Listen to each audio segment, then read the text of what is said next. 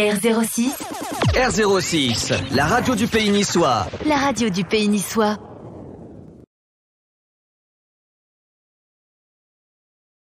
Et bonne dégoûte à Café des Églumes. Alors bonsoir à tous et à toutes et bienvenue au Café des Églumes. Cet après-midi, nous avons la chance d'accueillir l'ancien président de l'OGC Nice. Je vous demande de faire une ovation à monsieur Maurice Cohen. Bonjour Président. Bonjour. Alors Président, si vous voulez bien, on va faire les présentations pour ceux les petits jeunes qui ne vous connaissent pas. Oui. Parce qu'on en a quelques-uns dans la salle.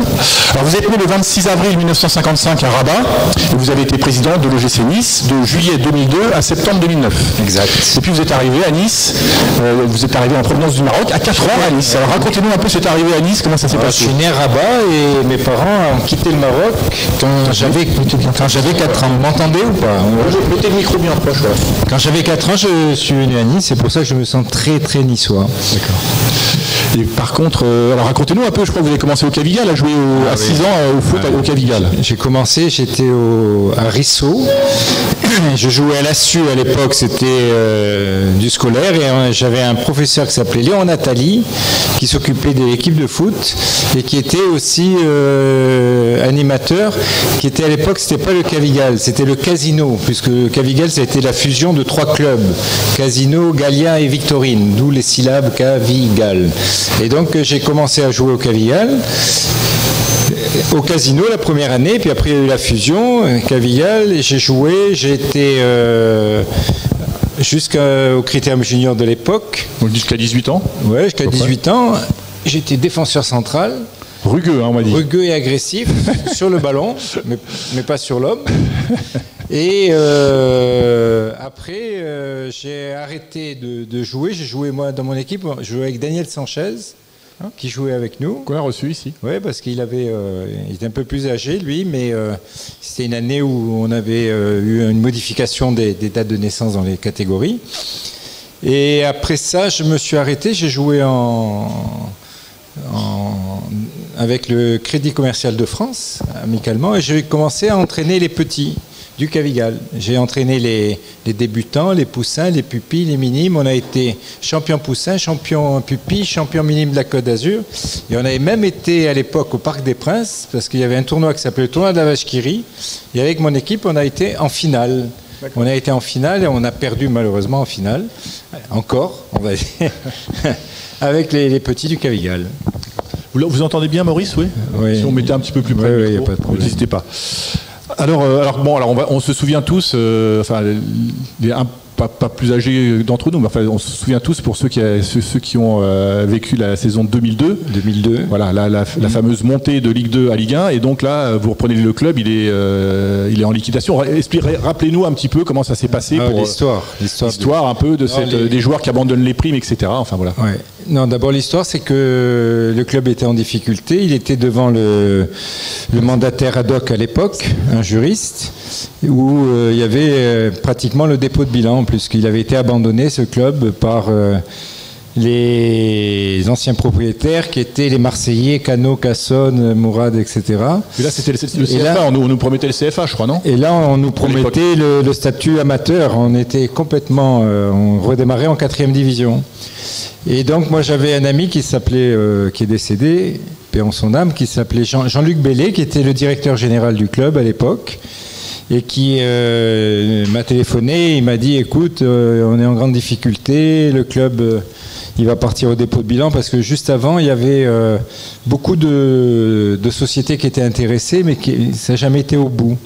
Et donc, comme parmi les associés de ce petit groupe de Niçois où il y avait Gilbert Celardo, Marcel Governatori, Jean Bessy, Louis Bacchialoni, on était 5, on a dit on va essayer de reprendre le club. Il y avait une petite difficulté puisque Gilbert Celardo, qui était premier adjoint au maire de Nice à l'époque de Jacques Perrat, il y a eu un problème et il a été mis de côté. Et donc il y a eu un peu de tension, donc on ne voulait pas de nous au départ en vérité. On était Et puis finalement, ils n'ont pas eu le choix puisqu'il n'y avait plus personne. On s'est retrouvé seul en lice auprès du syndic avec qui on a beaucoup travaillé. C'était Maître Huertas. On a passé des nuits pour les budgets, etc. Et puis finalement, je raccourcis parce que ça serait trop long. Finalement, après maintes passages devant la DNCG, devant le comité olympique, avec l'aide des supporters qui sont venus à Lyon devant le Conseil fédéral, on a pu obtenir finalement de rester en Ligue 1 et d'être maintenu sportivement. Et là, on a démarré le championnat sur...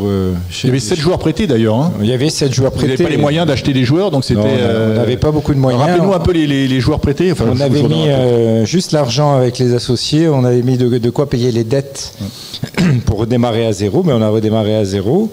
Et on s'est fait prêter 7 joueurs. Et la première année, ça a été merveilleux. Ça a été merveilleux, puisque à la trêve, on était premier ex-aequo avec l'Olympique de Marseille. Voilà. On avait une équipe, c'était monté comme ça, à l'arrache. Et puis, on a fait une bonne saison, on finit 10e, ce qui était pas mal. Ce que vous me disiez, c'est qu'il y a eu une osmose. Même, on avait José Cobos qui était parmi nous il y a 2-3 ans, qui était venu et qui nous disait, effectivement, quand on a vu qu'on était maintenu, on savait qu'on allait... Vous savez, moi, voilà, quand on a su qu'on allait monter, on savait qu'on allait faire une belle saison parce qu'on avait vraiment la rage. Il y avait la rage de vaincre. Il y avait des joueurs, puis les joueurs qu'on a fait venir, on a eu beaucoup de chance. Parce qu'il y a eu Kaba Diawara qui nous a fait une année fantastique. Qu'on a reçu aussi ici. Voilà, qui a mis des buts extraordinaires. On avait Pancho Arbonado, on a eu... il y avait Everson, Mélin qu'on a pu conserver avec Rennes. Eric Roy. Grégorini qu'on a fait revenir de Marseille, puisqu'on n'avait pas de gardien à l'époque. Il y avait Valanconi qui a arrêté. Eric Roy qui joue aussi. Eric Roy qui est venu en cours de saison. Voilà, puis on a fait tranquillement, on est arrivé à se maintenir. Et comme je dis souvent, nous, notre principal souci, c'était toujours quand on démarrait la saison de se dire il faut qu'on se maintienne. Il faut qu'on arrive à se maintenir parce que c'est pas évident. Parce que quand je vois maintenant le club, ce qu'il est devenu aujourd'hui, chaque fois qu'on démarre la saison, c'est pour jouer l'Europe. Oui. Donc il y a un fossé. Et nous, on se battait pour se dire, il faut pas qu'on descende. Et eux, ils se battent aujourd'hui pour dire... il faut jouer l'Europe. Et nous, on était contents. Moi, ma plus grande satisfaction, c'est d'avoir pu maintenir le club pendant 7-8 ans. En Ligue 1, parce que quand je vois des clubs qui étaient avec nous à l'époque, comme Le Havre, comme Nancy, Grenoble, Sedan. Ajaccio, Sedan, et ceux-là, ils ont disparu de la carte aujourd'hui. Oui. Parce qu'ils sont descendus, et puis ils ne sont pas arrivés à remonter.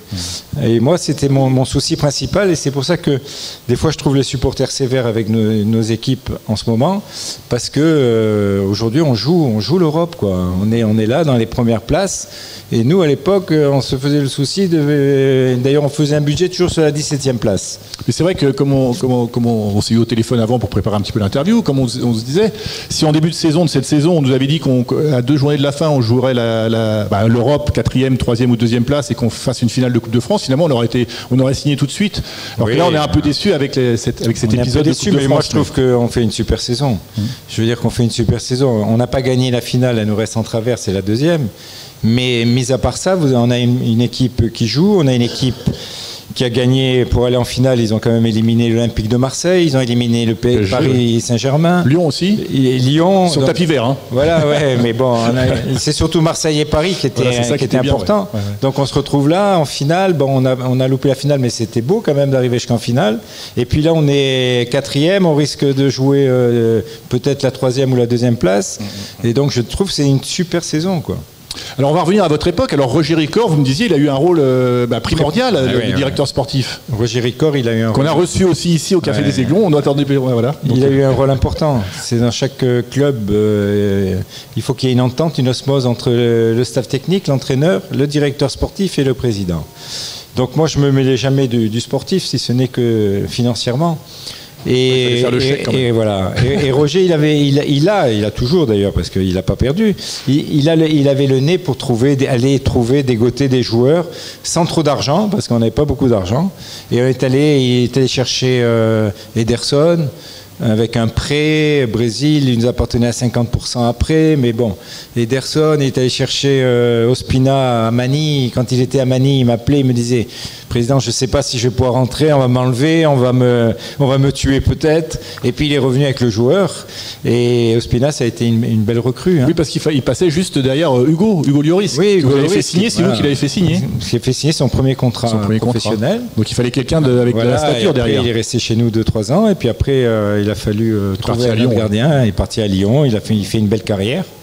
Il est quand même le gardien de l'équipe de France. C'est beau pour un Niçois. Vous deviez être fier quand il a gagné la Coupe du Monde. Oui, moi, je suis fier chaque fois que je le vois jouer. Donc ça fait plaisir. D'ailleurs, il m'a invité à voir des matchs en Coupe d'Europe quand il a joué. Et c'était intéressant. Il a gardé l'esprit. Il se souvient d'où il vient. D'où il vient. Ça c'est bien. Ouais. Et par contre, il y a eu aussi, il y a eu Everson aussi que vous avez été chercher en 3e division allemande.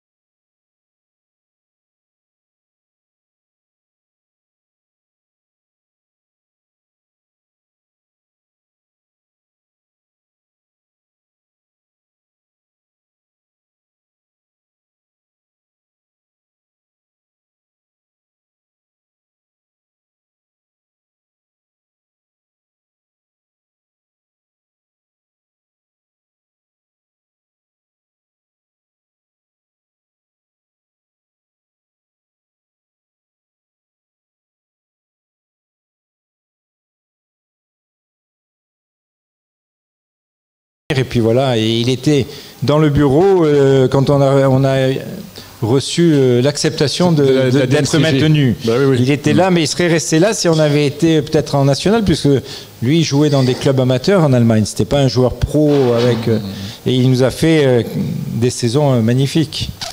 Non, Roger, il a fait venir beaucoup de joueurs, hein, d'ailleurs presque tous. À part Ederson, il y a eu Balmont, Vaihura, Bakikone, il fallait le sortir. Bakikone, à l'époque, il était à Lorient, il avait été meilleur buteur de Ligue 2. On se battait avec Nantes, on se battait avec pas mal de Il est clubs. parti à Marseille après. Et il est parti, après on l'a prêté à Marseille, on l'a prêté à pas mal de clubs.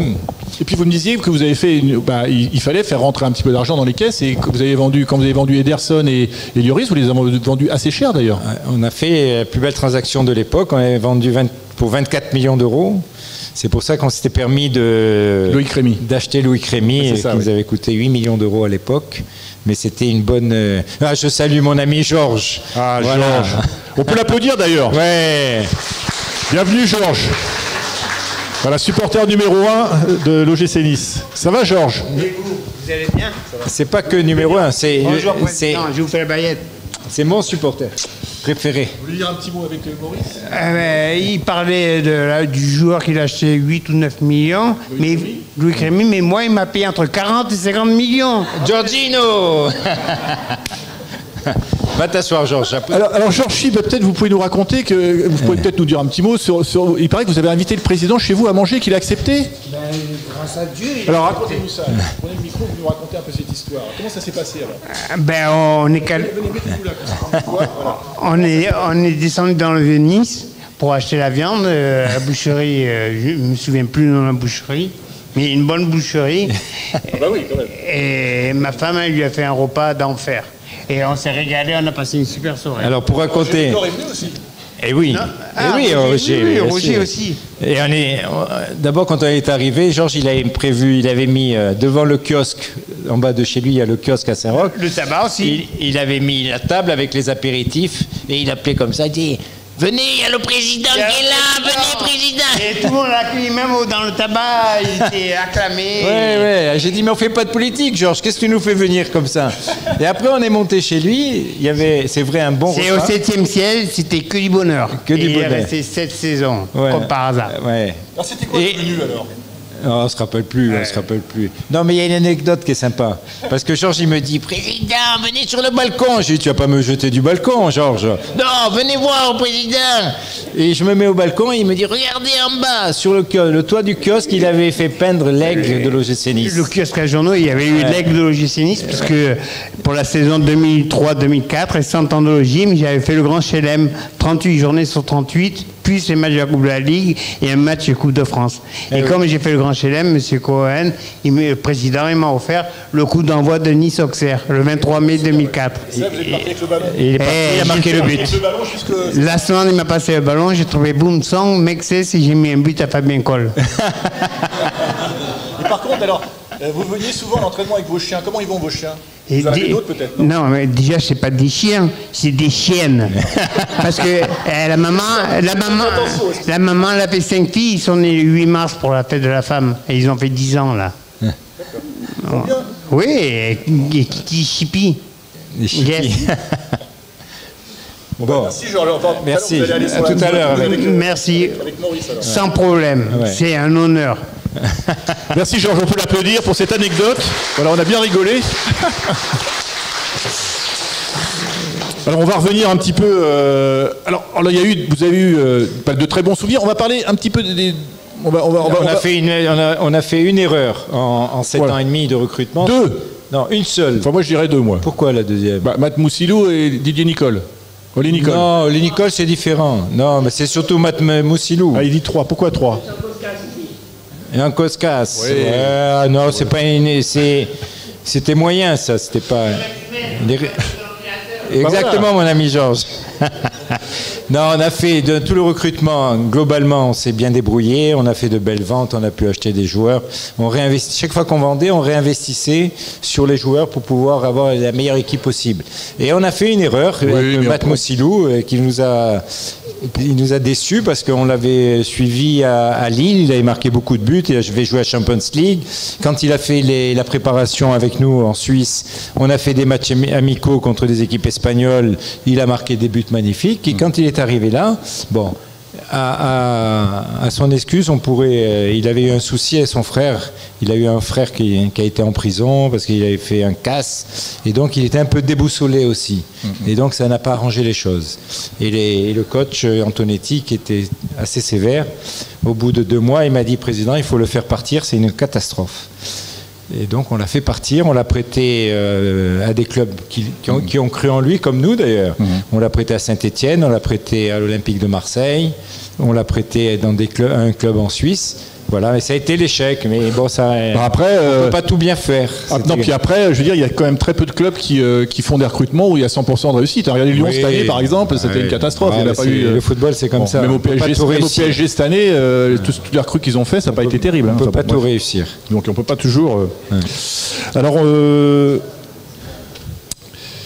Alors oui, alors vous avez aussi, il y a un recrutement dont vous êtes particulièrement fier aussi, c'est au niveau administratif, des gens comme Nabil, qui est l'intendant du club, comme Virginie Rossetti. Voilà, non mais au niveau administratif, Nicolas Bernard, C'est pas que administratif, c'est Olivier Dalloglio, etc. Vous êtes fiers, ils sont toujours là. La structure qu'on avait mis en place, elle y est encore aujourd'hui, donc c'est une fierté aussi. Ça veut dire qu'on ne s'est pas trompé sur les personnes. Ce sont des bonnes personnes, que ce soit Virginie Rossetti, Nicolas Bernard, Olivier Daoglio, Nabil, le doc aussi, les 2 kinés. Girardot, les 2 kinés qui étaient là depuis longtemps, qu'on a conservés.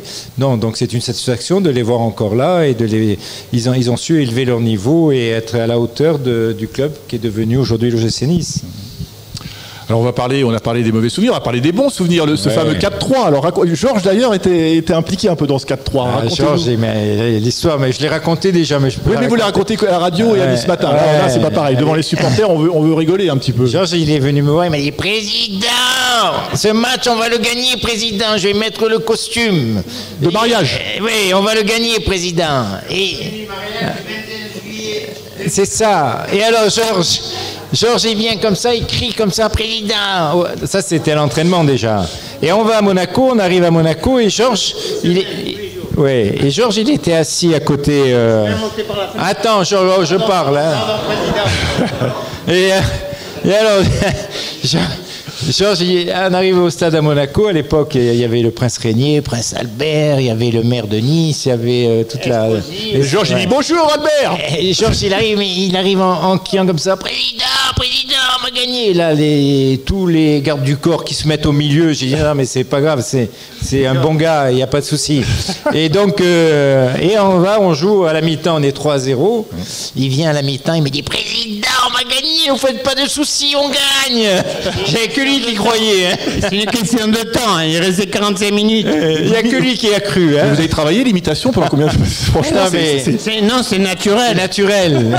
On se comprend avec Georges, c'est pour ça. Et on a gagné 4-3. Ah oui. Ce qui a été pour moi le plus beau souvenir. Je crois que pour tous les Niçois qui ont vu ce match, je crois que ça a été un moment incroyable. Pour moi, le plus beau souvenir, ça a été ce match qui a été le triplé d'Agali. Renversant.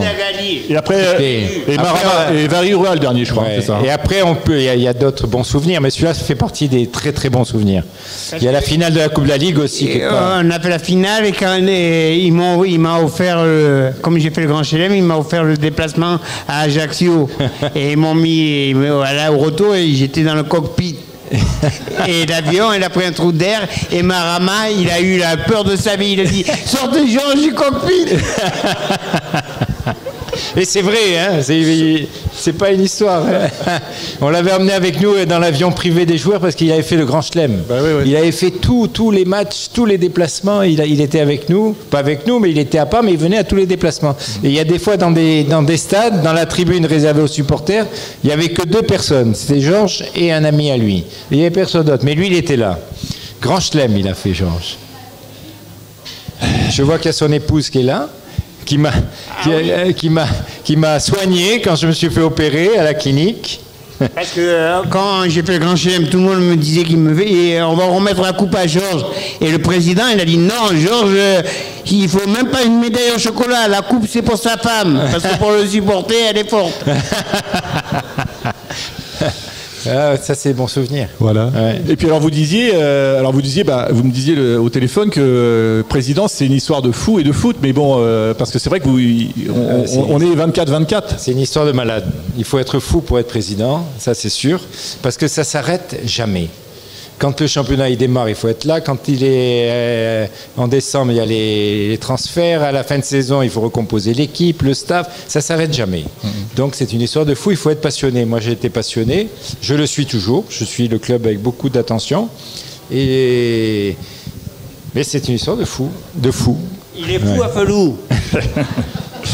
Alors vous disiez que vous, d'ailleurs c'est ce qu'on constate aussi, c'est qu'on est à une petite déception. On dit est-ce que Nice est une vraie ville de foot ou pas une vraie ville de foot. C'est vrai qu'il nous manque un peu de supporters dans les gradins. Donc ça c'est la déception, ça je trouve, parce que on a un très beau stade, on a un beau camp d'entraînement, on a un beau club, on a tout ce qu'il faut, oui. Un bon actionnaire.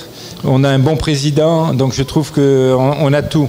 Et il manque 10 000, 12 000 personnes par match. On a un beau stade, on n'arrive pas à le remplir. On peut le remplir uniquement quand il y a des gros PSG, matchs. Et encore, oui. Et encore, c'est pas parce plein. Que l'Ajax d'Amsterdam, comme vous disiez. Voilà, l'Ajax d'Amsterdam en Champions League, on n'avait jamais entendu la musique. La musique, ça faisait des années. Avec des champions. Et on ne fait même pas le plein. Il a fallu se battre pour remplir le stade. Et donc, c'est un peu la déception. Il manque 10-12 000 spectateurs par match. C'est comme ce soir, je crois qu'il va y avoir 18-20 000. Un peu plus, je pense. Oui. Ah bon, on verra. Normalement, on devrait faire le plein. On joue la deuxième place, normalement. Le stade devrait être plein, craqué. C'est une déception. Alors on va vous demander votre sentiment un peu sur l'évolution du club, parce que on voit encore, moi j'ai relu des articles où en 2005 vous disiez le stade va arriver, puis en fait vous aviez beau dire qu'il arrivait, mais vous avez eu du mal à le faire venir. Malheureusement on a eu 2 échecs. On aurait dû l'avoir avant le stade. Hein. Il devait être d'abord rénové au sa durée, il devait être rénové. Il y a eu une histoire d'enveloppe au premier adjoint, pas au premier adjoint, au directeur général, je crois.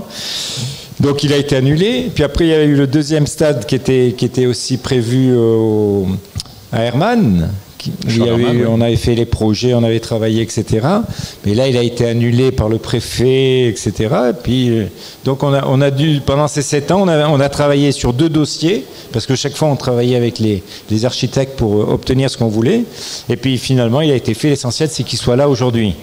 Voilà. C'est le principal. C'est grâce à vous. Non. Oui, si vous n'étiez pas là en 2002, on ne serait pas là aujourd'hui. Merci, Président. Ne changez pas. Voilà, on peut l'applaudir bien fort, merci. Alors on va passer aux traditionnelles questions des supporters. Alors, attention, il va peut-être avoir des questions pièges. C'est peut-être Christian qui va commencer, parce que Christian aussi, il fait beaucoup de déplacements. Hein. Combien t'en as fait, Christian, cette année ? 8 déplacements. Bonjour Président. Bonjour. Ça fait toujours plaisir de vous retrouver. Est-ce que vous aimeriez être à la place de notre Président cette année?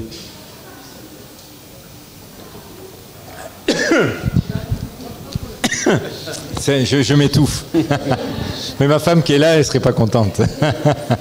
Non, moi je suis un passionné, j'adore ça.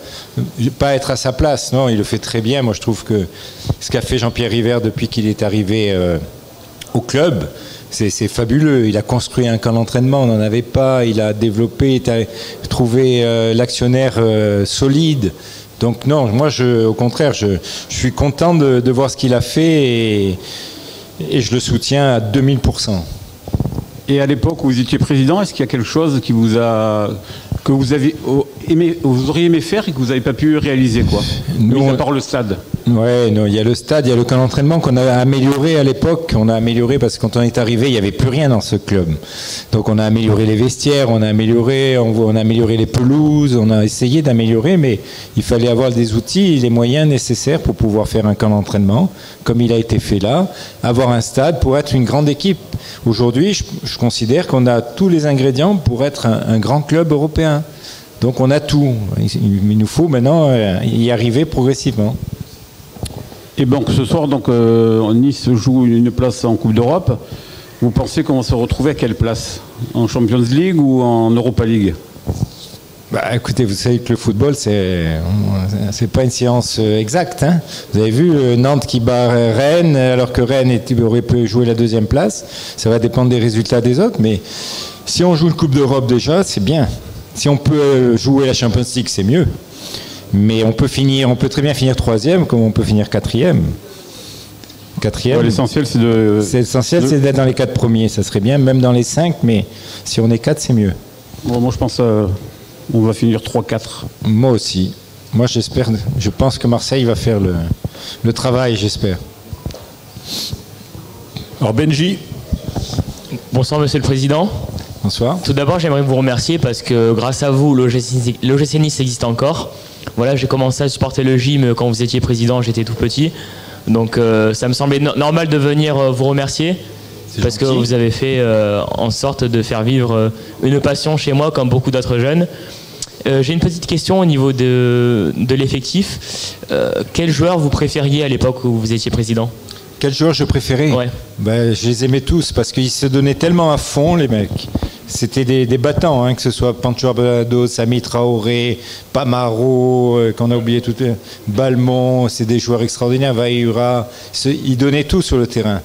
Ils se battaient comme des lions. Ils savaient qu'on était peut-être en dessous des autres, mais ils décuplaient leurs efforts et pour arriver à être à un bon niveau, parce que c'était pas facile hein, à l'époque quand même.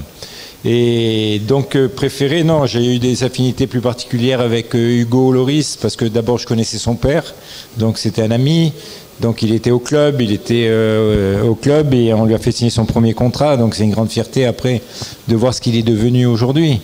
Et puis d'autres comme Balmont aussi c'est un bon souvenir, c'est un super joueur. Marama, Frédéric Antonetti, ça c'est au niveau des entraîneurs, mais on peut en parler, mais il y avait aussi... il y a tellement eu Ederson, Lasland qui nous a rendu service quand il est venu en fin de carrière. Lilian, il nous a apporté beaucoup par son dynamisme, etc. Donc, non, j'ai tous une petite affinité particulière. Je dirais que plus avec Hugo, parce que c'est un contexte un peu différent, parce que je connaissais bien ses parents. Sa mère qui est décédée la veille d'un match où il a quand même voulu jouer, alors que je lui avais dit, écoute, ne joue pas. Elle avait un cancer, elle est décédée. Il a quand même tenu à jouer. Et c'est un garçon exceptionnel. Donc voilà, lui c'est un peu particulier parce que c'est en plus une amitié personnelle. Mais sinon, tous les joueurs, c'était formidable. Hein. Il y en a avec qui on s'est mis des claques après parce qu'ils voulaient partir, que je voulais pas qu'ils partent. Et que, voilà, il y en a qui m'ont cassé. Il y en a 2 qui m'ont cassé, je dirais pas les noms, mais qui m'ont cassé la porte du bureau. Hein. Parce que je voulais pas qu'ils partent gratuits et il fallait que les clubs qui les voulaient payent et puis eux ils voulaient partir libres et donc il y en a certains qui m'ont cassé, il y en a 2 qui m'ont cassé la porte du bureau. Mais ça faisait partie du jeu quoi. Et au début de votre réponse, vous parliez du fait que les joueurs se battaient sur le terrain. Est-ce que vous ne trouvez pas maintenant que les joueurs ont moins d'envie? On a vu en finale Dolberg qui marchait sur le terrain. Est-ce que vous ne trouvez pas qu'il y a ce manque de combativité chez certains joueurs maintenant? Non, je ne donnerai pas d'appréciation sportive sur l'équipe, parce que d'abord, c'est pas de mon ressort, et puis je ne veux pas ni critiquer, ni truc. Non, des fois, on passe à côté d'un match. Moi, je pense qu'ils sont passés à côté d'un match. Ils ont peut-être l'importance du match était trop, ils sont passés psychologiquement à côté du match, globalement. Sans citer de nom, mais globalement, c'est pas l'équipe qu'on a vu ici jouer contre des grosses équipes. Quand on voit le match qu'ils ont fait contre Marseille, quand on voit le match qu'ils ont fait contre Paris, c'est pas la même équipe. Et ils sont passés à côté. Vous pouvez expliquer qu'on soit fort contre les forts et plus faible contre les moins bonnes équipes? Ça, c'est souvent comme ça. Hein. C'est souvent quand on est beaucoup plus motivé quand on sait qu'on va se battre contre un fort que quand on se dit tiens, c'est à notre portée, on joue plus facile, on joue décontracté, et puis on se prend un but et après on n'arrive pas à revenir. Souvent, ça arrive.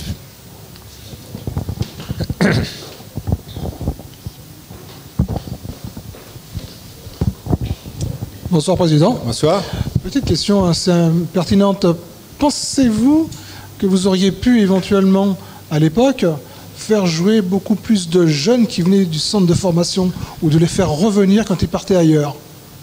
Écoutez, nous on avait une politique de jeunes parce qu'on a eu beaucoup de jeunes du centre qui ont joué en équipe professionnelle. Vous prenez Varro, Chérad, on l'a oublié, Chérad, Malek Chérad qui était au club, Scaramosino, il y en a eu un paquet qui était au club, Loris bien sûr. Il y en avait, nous on avait 5-6 joueurs qui avaient été formés au club. Donc ça après c'est une politique sportive, ça dépend de la politique qu'on veut mener. Nous à l'époque on l'a menée aussi parce qu'on n'avait pas les moyens de faire autrement, pour dire la vérité, mais c'était une volonté aussi. Vous savez, moi j'étais président du Cavigal pendant de nombreuses années, la formation c'est quelque chose qui m'est très cher et pour lequel je trouve que c'est un peu le désaccord que j'ai avec le club aujourd'hui, c'est sur la formation. C'est la raison pour laquelle je vous ai posé cette question, parce qu'actuellement, on a un centre de formation qui est super extra, et on ne voit pas des jeunes aussi doués au football que maintenant. Il faut du temps. Peut-être qu'ils ont démarré un cycle et que pour arriver à la qualité, il faut un peu de temps, mais moi, je suis pas d'accord avec leur politique des jeunes. Voilà. Mais c'est un autre débat et c'est un long débat. C'est la seule chose qui me chagrine aujourd'hui.